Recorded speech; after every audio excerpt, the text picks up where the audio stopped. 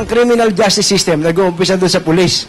Pag hinuli ng pulis, ayun, nag-umpisa na ho yung criminal justice system hanggang sa affirm ng Supreme Court with finality, halimbawa, murder case, hanggang doon po sa bilibid, yun po yung pagtatapos, hanggang sa rehabilitation, hanggang siya makalaya na. Yun ang kompleto. Yun ang kompleto. Pero ang laki po ng papel doon ng Department of Justice. Totoo yan. Kasi yung pagpo-prosecute, saka yung pagpapalaya sa kanya sa bandang dulo, yun po ang papel ng DOJ. Pero magsisimula yan, kumbatsero, doon sa pulis. Sa pulis. Dahil kapag ang uhulihin mo maling hindi akusado, hindi suspect, tapos na kaagad. Sira na agad ang justice system. Paano po ba ninyo ma-assess yung ating justice system sa panahon na ito?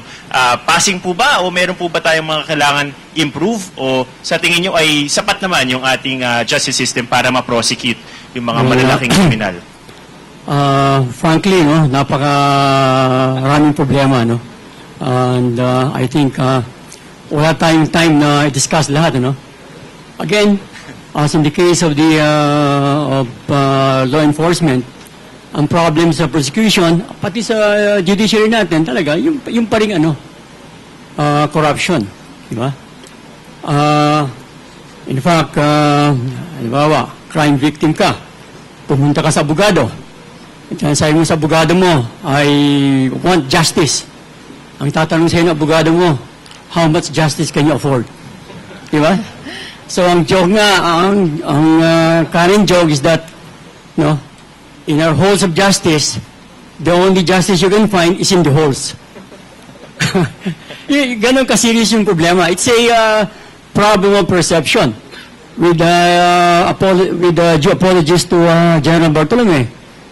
Yung the word police, synonymous with kotong, di ba? Bakit may nakita kang police na may kausap na tao dun sa bandang sulok, o sabi mo, nangungotong na naman. Di ba? So, ano mong gagawa natin doon? Yun ang principal problem ng no?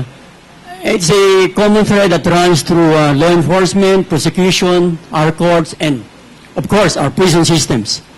Sa prison systems naman, grabe yung living conditions sa mga preso natin. Talagang,